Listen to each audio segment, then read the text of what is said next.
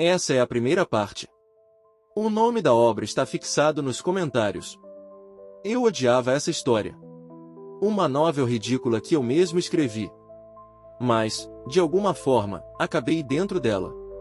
Agora, sou Larsen Maiton, um mero coadjuvante fadado ao fracasso, expurgado da minha própria família aos 17 anos. Mas eu não vou aceitar esse destino. Com todo o conhecimento que tenho como autor e o poder da magia ao meu alcance, eu mesmo vou reescrever essa história, e, desta vez, eu serei o protagonista. Já se passaram 3 semanas e ainda não consigo entender o que está acontecendo. Eu estou dentro de uma história, uma novel que eu mesmo escrevi. As pessoas chamariam isso de transmigração, esse fenômeno, mas eu sempre pensei que fosse só uma história ou uma imaginação. Nunca imaginei que algo assim pudesse acontecer comigo. Após 3 dias, decidi me levantar e me olhei no espelho, analisando minha nova aparência, com algumas marcas e características estranhas. Olhei fixamente para o sistema, pensando que ainda não estava acostumado a essa nova vida. Mesmo lavando o rosto ou fechando os olhos, o sistema continuava lá, persistente. Vi as informações sobre mim, nome, Larsen Maiton, mas agora será apenas Léo, talento, magia, característica fatal, probabilidade. Foi aí que percebi, com uma sensação estranha, que realmente estava em outro mundo. Eu sabia que, ao menos nos próximos 9 anos, como um simples personagem coadjuvante, seria destinado a morrer pelas mãos dos meus próprios irmãos. Voltando para o primeiro dia que eu acordei aqui. Eu estava dormindo muito pesado, até que, do nada, abri os olhos e me levantei rapidamente, perguntando a todo momento, que horas são? Isso acabou assustando a empregada. Imediatamente, eu pedi desculpas para ela, mas ela se ajoelhou, completamente assustada e tremendo, dizendo que seus pecados eram graves, implorando pelo meu perdão. Eu olhei para ela, sem entender muito bem. Algo me dizia que ela não era coreana nem de nenhum lugar ocidental.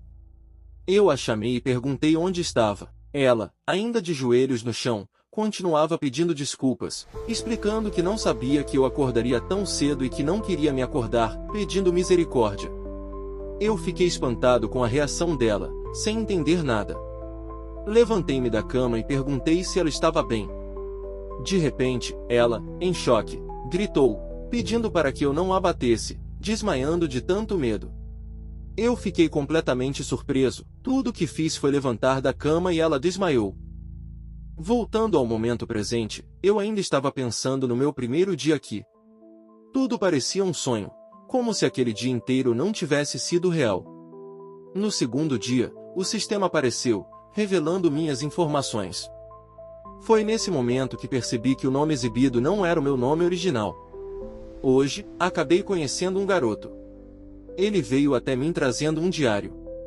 Seu nome era Upton. Fiquei confuso e perguntei, diário? Upton, tremendo um pouco, respondeu rapidamente que não demoraria para terminar de escrever. Aquilo me deixou intrigado, me aproximei e observei ele escrevendo no diário. Foi então que lembrei. Todas as famílias nobres têm seus passos monitorados desde o nascimento. Cada membro nobre tem alguém designado para registrar tudo sobre sua vida, e esse diário é mantido até que a pessoa complete 14 anos, marcando o início de sua peregrinação. Upton percebeu que eu o estava observando e, nervoso, acabou derrubando tinta no caderno, sujando-o. Ele rapidamente pediu desculpas, dizendo que iria limpar. Do nada, meu corpo reagiu por conta própria. Meu pé se moveu involuntariamente, antes que eu pudesse evitar, acabei chutando Upton, fazendo-o recuar alguns passos para trás. Naquele instante, percebi, era como se essas ações já estivessem programadas dentro de mim. No dia seguinte, comecei a me lembrar, pouco a pouco, das minhas memórias. Já era o 4º dia desde que vim para cá, e as lembranças do dono original deste corpo começaram a surgir em minha mente. Lembrei-me de quando tinha apenas 4 anos. Eu costumava bater em plebeus com um bastão de brinquedo. Entre eles, estava Upton. Com 5 anos, descobri um segredo sobre o meu nascimento. Perguntei a uma mulher se ela era minha mãe, e foi assim que descobri que sou filho do Lord Decatra com uma empregada. Eu tinha medo do meu pai, E a relação com alguém chamada Soso era horrível, mas o mais estranho é que eu nem sei quem essa pessoa realmente é. Ao perceber que essas eram as minhas memórias, senti uma vergonha profunda. Aos 7 anos, eu era um completo desastre. Meu talento? Ser um verme. Cometi tantas atrocidades que nem consigo listar todas. Foram tempos de puro caos. Mas nada se comparava ao que fiz aos 8 anos. Naquela época, espanquei a filha de um mestre. Como consequência, meu pai teve que se ajoelhar e pedir desculpas por mim. Aos 9 anos, fui mandado para o exílio, jogado em um lugar remoto. Mas, para piorar, alguns dias atrás, causei confusão só porque queria chocolate. Agora, parado aqui, reflito sobre tudo isso. Eu criei esse personagem como um lixo, um simples coadjuvante sem importância, mas nunca imaginei que ele tivesse memórias tão complexas. Essas lembranças foram geradas espontaneamente? Agora que já me lembro de quase tudo, percebo quanto essas memórias são inúteis. Se eu não mudar nada, no final das contas, serei executado aos 17 anos. Meu primeiro objetivo está claro: permanecer vivo. Atualmente, tenho apenas 9 anos. Isso significa que tenho 8 anos para alterar meu destino. Mas o problema vem depois. Mesmo que eu consiga mudar minha trajetória, mais cedo ou mais tarde, terei que enfrentar o verdadeiro protagonista desta história, Kazin Sage. No futuro, meu clã será inimigo dele. Meu pai, sem querer, matará o primogênito da família Sage, o irmão do protagonista. Esse segredo será revelado ao longo da história e, no fim, os dois clãs entrarão em guerra.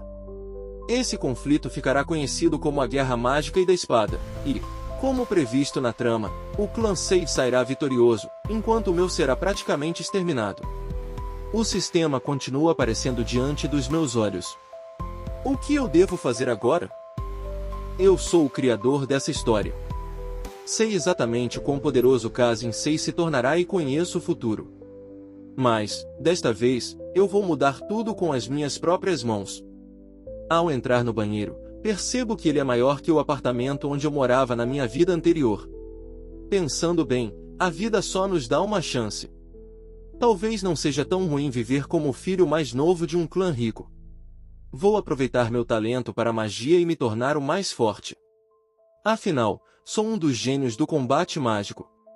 No fim das contas, tenho o sangue de um lorde e nasci em um berço de ouro. Tirando o fato de ser um filho bastardo e estar destinado a morrer aos 17 anos, essa ainda pode ser uma vida melhor que a original. Dessa vez, as coisas serão diferentes. Ainda tenho 8 anos restantes. Mas então, ao olhar para trás, me assusto ao notar, o sistema ainda está ali, me observando. De repente, a mesma notificação do primeiro dia apareceu diante dos meus olhos. A vontade do personagem Larsen Maiten foi ativada. Logo em seguida, outra mensagem surgiu: Olhos Divinos ativados. Eu ainda não consegui entender como uma habilidade que deveria pertencer ao protagonista desde o início foi dada a mim. Fiquei encarando a notificação, tentando encontrar alguma explicação. Mas, no final das contas, isso realmente importava? Desde que vim para este mundo, minha percepção das coisas mudou completamente. Olhei para frente e notei um anel. Algo dentro de mim dizia que ele era especial. Será que isso é a habilidade Olho de Deus? Pensei, intrigado.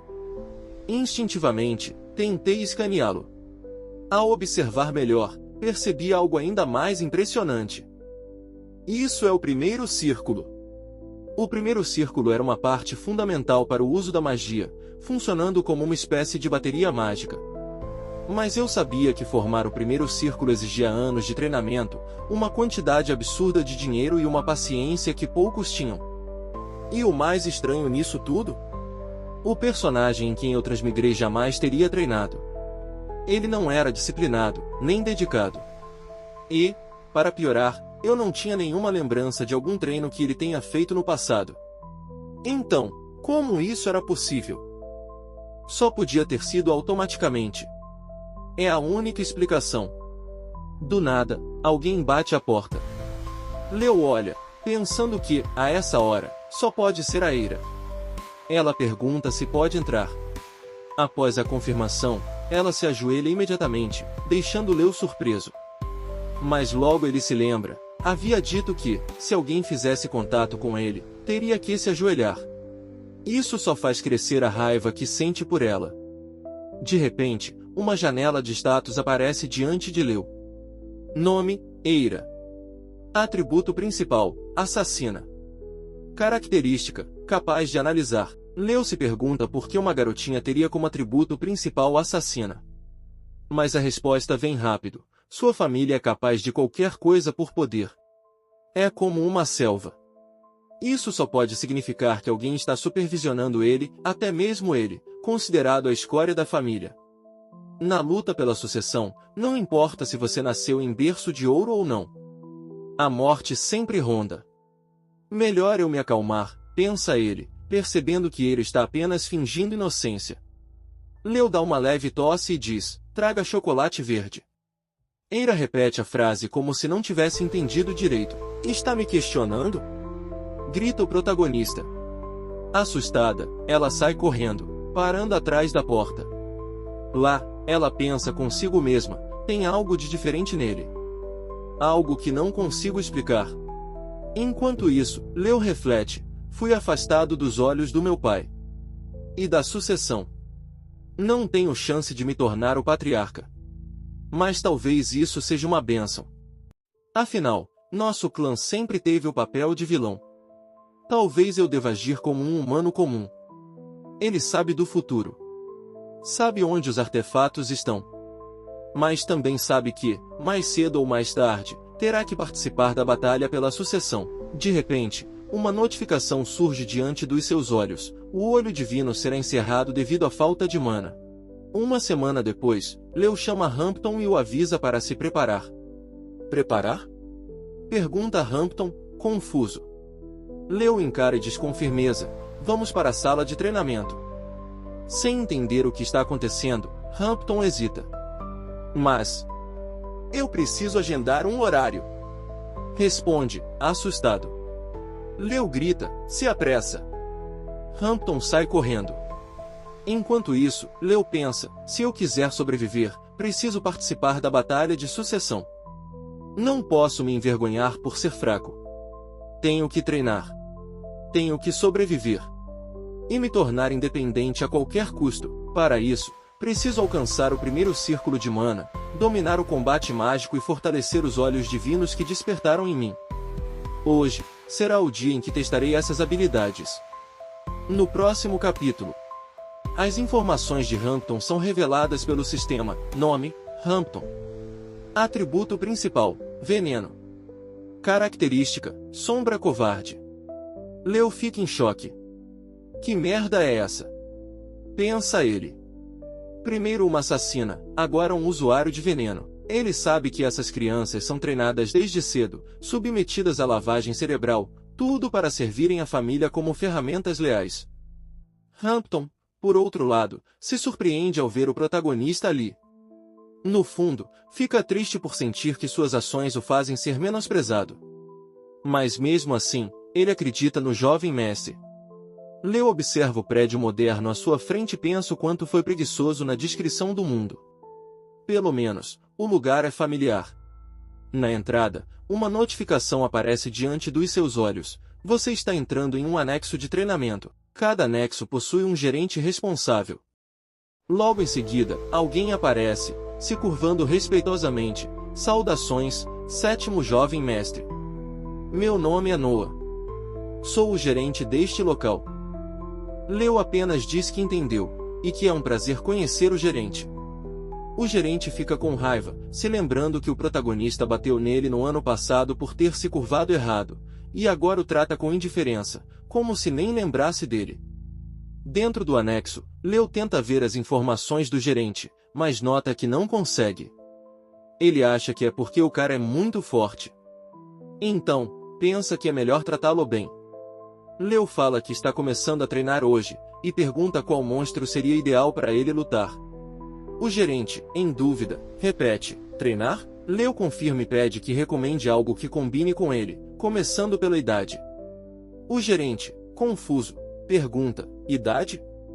O protagonista acha que ele está perguntando e responde, 9 anos. O gerente fica furioso. Ele lembra com exatidão, já se passaram 396 dias, 8 horas e 32 minutos desde que foi humilhado pelo garoto. Mas agora, pensa que pode prejudicá-lo de forma certa, sem que ninguém o culpe. De repente, ele finge lembrar de algo e diz, sexto jovem mestre caçou um monstro de cogumelo com 9 anos, não foi? Leo só confirma com a cabeça. O gerente responde, vou preparar um campo com floresta de cogumelos. Leo só diz, faz como quiser. O gerente sai animado, deixando Leo em dúvida. O protagonista sabe que o monstro de cogumelo não é tão perigoso, então se concentra, focando no anel de mana em volta do coração. Ele entra na floresta e vê a notificação, você entrou na floresta de cogumelos.